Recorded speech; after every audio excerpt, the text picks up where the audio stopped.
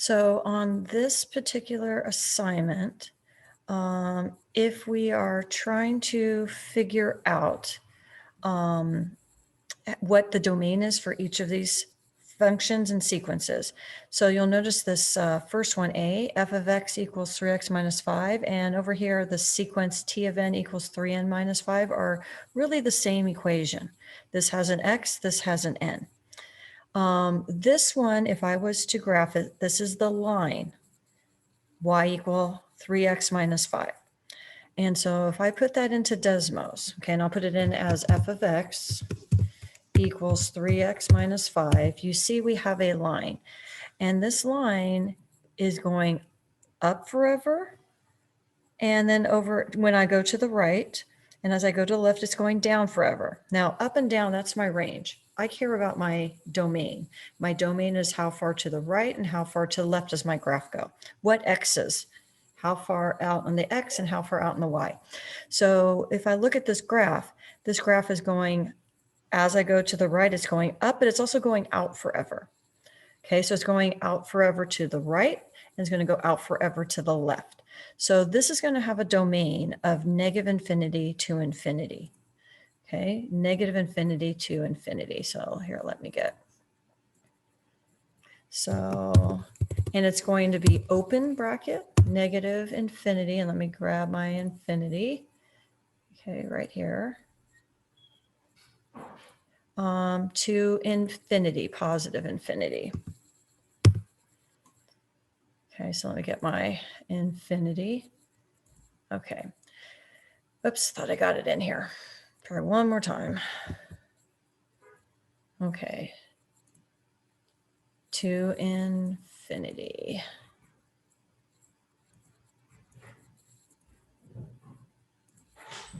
Okay, let me see. Okay, so negative infinity to infinity. Okay, having issues for some reason. Negative infinity to, and I need to have that out while I'm in this. So here, let me scoot this up. Negative infinity to infinity. There you go. So negative infinity to infinity is going to be my domain, because again, the graph of this line is going to the right forever and ever and ever, and it's going to go to the left forever and ever. Okay, so it's going to go out this direction forever and ever. Now, when I'm dealing with the other one, this 3n minus 5, which is a sequence, I'm looking at the points first term, my t of 1, my t of 2, my t of 3, my t of 4. So my first term, second term, third term. So if I come back to Desmos, and what I'm going to do is I'm going to come here. I'm going to get a table. Okay, a table using these values. Okay, using these values. And you see here these points. Okay, now what I'm going to do is I am going to shut down the line, okay, and just have the points. And here, let me do it this way. So the line's going to be off, okay. And so this is what t of n equals 3n minus 5 is. It's these points, these individual points. And these individual points, if you look here, I've only gone from -2 to 2 on this table. I can continue doing 3 and 4 and 5 and so on. And I can also go the other direction and do -3 and -4 and -5. And as I go out, out, out, out, okay, it does continue going to the left forever, and it does continue going to the right forever, but you don't have values in between here. So the way I would define this, and here, let me over here write, what does this on the first one from negative infinity to infinity mean?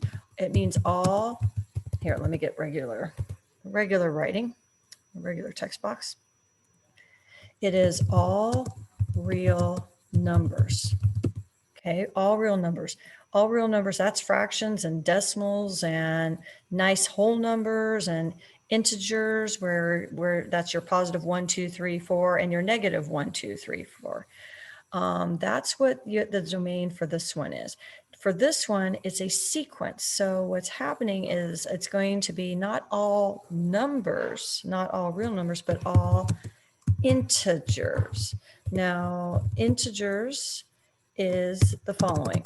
So if you think about a number line, it's all the nice, I'm going to go dot, dot, dot, -3, -2, -1, 0, 1, 2, 3, dot, dot, dot. So those are integers. It's not including fractions. It's not including decimals. It's just those numbers, 1, 2, 3, 4, and the negatives. Those are called integers. That is your domain. When we're talking about the C and D, it's very similar situation. Notice this is 5 over x, where this is a function. We're looking at the graph of this curve. It's called a inverse function. This one over here is 5 over n. This is a sequence. It's not a sequence we know. Okay, they're just defining it as this. So let me put this in. So I'm going to change this. Let me get rid of this and let me put in f of x equals 5 over x. And this is the graph I get. Now for this graph, it's going to keep going out forever and ever and ever to the right. It's going to go out forever and ever to the left. But the problem is it doesn't have any value here at 0, okay, at x equals 0. I'm just going to put x equals 0 in here so we can see it. So here's this red line. It's never going to touch this line. It's never going to touch this y-axis, which again is x equals 0. So I'm going to have all numbers to the left of 0, all numbers to the right of 0, but I'm not going to have 0. So I am going to write this a couple of different ways. In terms of words, okay, words, this is going to be all real numbers except 0. That's what it really is. Symbol-wise is, and this is something you guys are going to see more in Integrated 3 especially, okay, is the following. Okay, so I'm going to kind of move this up so I can have my thing, and I'm going to put an equation box here, and you go negative infinity, because I'm going to the left forever and ever and ever, to 0. Close my parenthesis. And it is a parenthesis because I never reach infinity, negative infinity, and I'm not going to reach 0. It's going to go up to 0, but not touch, okay, because it's something called an asymptote, okay, it doesn't touch. And then I'm going to use the symbol. Let me find it here. This is union. And then it's going to be from 0 to infinity. Okay, this is the fancy way of writing it, not expecting us to write it this way at this point. If you can tell me all real numbers except 0, I'll be happy. This is what you guys are going to learn in Integrated 3. Okay. Now over here for this one, this 5 over n, what's going to happen again is it's this. If I come here, okay, and I again get a table, but I'm getting a table with this equation, okay, and here's these points. And let me do this. I'm going to get rid of the actual curve here by turning this line off, okay.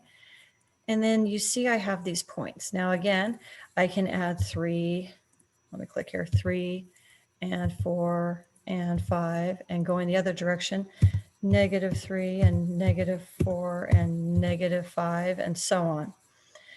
So these points are again at 1 and 2 and 3 and 4 and -1 and -2 and -3 and -4.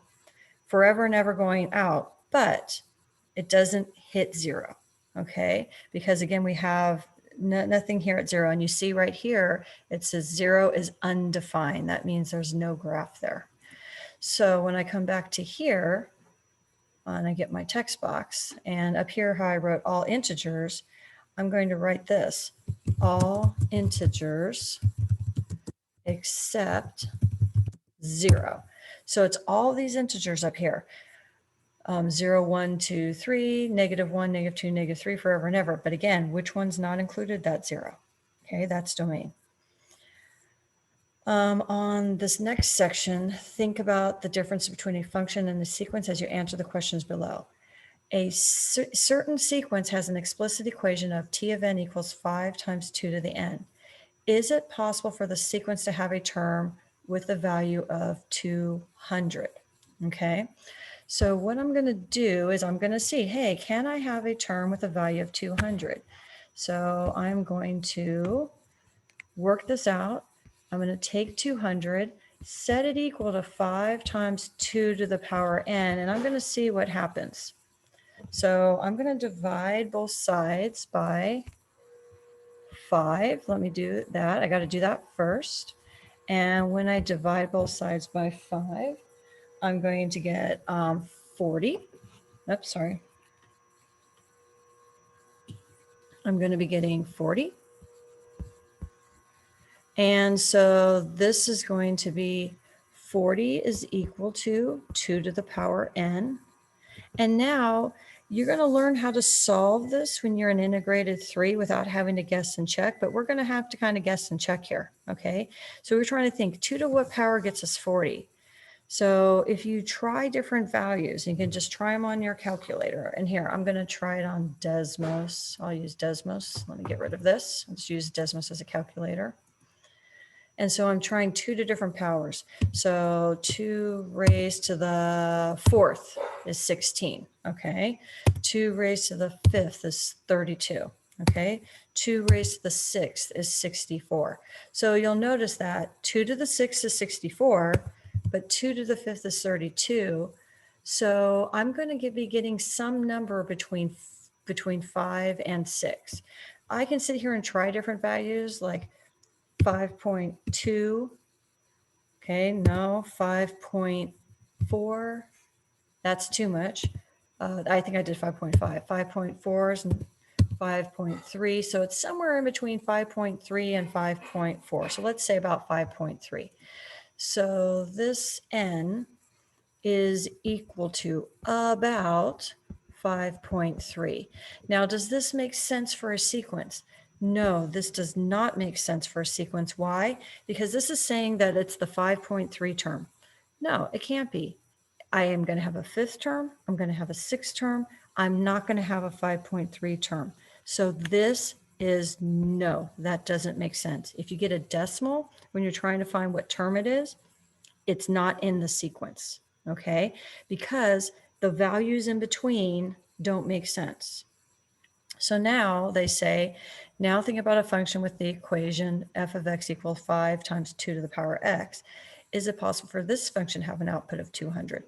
Yes, so this one was no, it's not possible because I cannot have a sequence with a 5.3 term. This one is yes. Yes, it's possible because I got an answer. What's my answer? About 5.3. And when you guys get into integrated 3, you're going to solve this using something called logarithms, and you're going to find it without having to guess and check. But right now we have to guess and check. Okay. So next. Now on this last question, 5-122, they're using the notation that I kind of taught us before, using a sub 1 instead of f of 1. Okay, a sub n is f of n. Okay, so this right here is recursive. Okay, now they're asking us to answer the following question. So it says, then use the given sequence to complete the parts below. So a sub 1 is 5. And again, this is basically saying, this is your recursive. Okay, it's your recursive. And it's saying that what are we doing? We are adding 6, adding 6. That's what that plus 6 means. So we're adding 6. So our first term is 5. Okay, that's our A1. Add 6, I get 11. Add 6, I get 17. Add 6, I get 23. Add 6, I get 29. Add 6, I get 30. what am I adding 6? So 35 and so on. So here they're asking us, okay, a sub 4 is equal to a sub 1 plus what?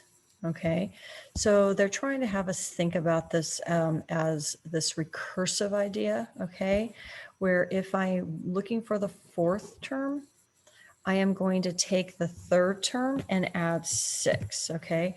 So let me kind of zoom in here. I'm going to make this a little smaller. So if I have a sub 4, this is going to be a sub 3, which is the term before that. And what are we going to do? We're going to add 6. Okay, we're going to add 6. Now, I know what that term is because they gave it to us here, and I actually worked it out here. So this is going to be a sub 4 is equal to 17 plus 6, which is 23. Okay. And then this one, a sub 5, would have been recursively taking the term before that, which is a sub 4, and adding 6. And what is my a sub 4? Well, I just found it. It's the 23. I also had it over here. So that is going to be 23 plus, here, let me rewrite this. This is going to be a sub 5 is equal to a sub 4, which a sub 4, I apologize, is 23. And then what am I doing? I'm adding 6. And again, that's going to be 29. Now on part C, it says the first 5 terms of the sequence are, okay, I'm going to do this in teal here. So the first term they told us was 5, a sub 1 was 5. Then we had 11, then we had 17, then we had 23, and then we have 35. And those are the first 5 terms. So hopefully this helps.